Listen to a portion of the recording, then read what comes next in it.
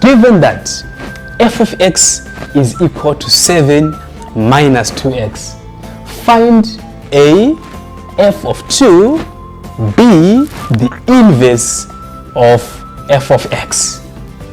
Okay, let's take a closer look at the solution. On part A, we know that f of x, right, is equivalent to 7 minus 2x.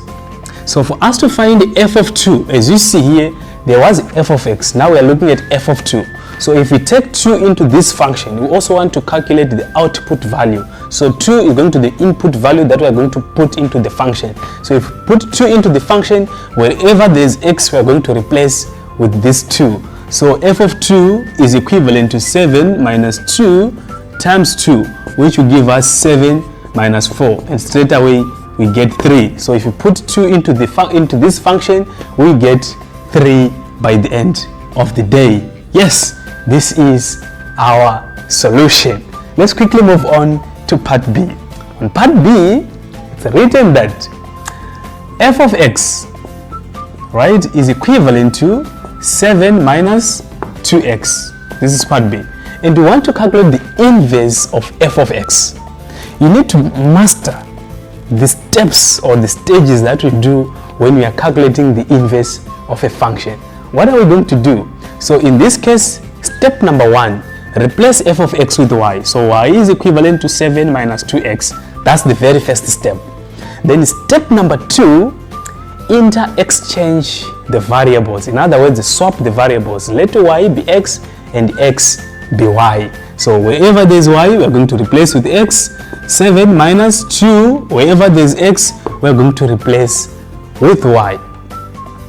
Then the next step, we need to make y the subject of the formula. We need to put all the other terms on another side and remain with y on one side. In other words, we need to express y in terms of x. We need to make y the subject of the formula. How are we going to do that? So we can take this term to this side. We get positive 2y is equivalent to, we can take this term to this side. We can get 7 minus x. Oh, quite interesting. Remember, our target is to make y the subject of the formula. So here, y is equivalent to 7 minus x divided by 2. After dividing both sides by 2. So if you divide here by 2, the 2 and the 2 cancels. Here 7 minus x divided by 2, we get this result. Once you have y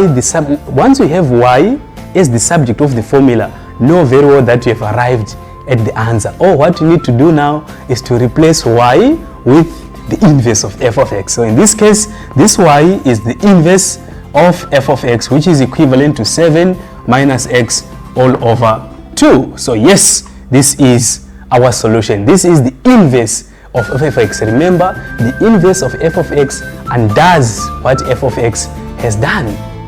This is very interesting. If you want to know more about functions, if you want to know what exactly a function, what are the uses of a function, and if you've got so many other mind-blowing problems as far as functions are concerned, I'm here. Bring them on the table, then we exercise together.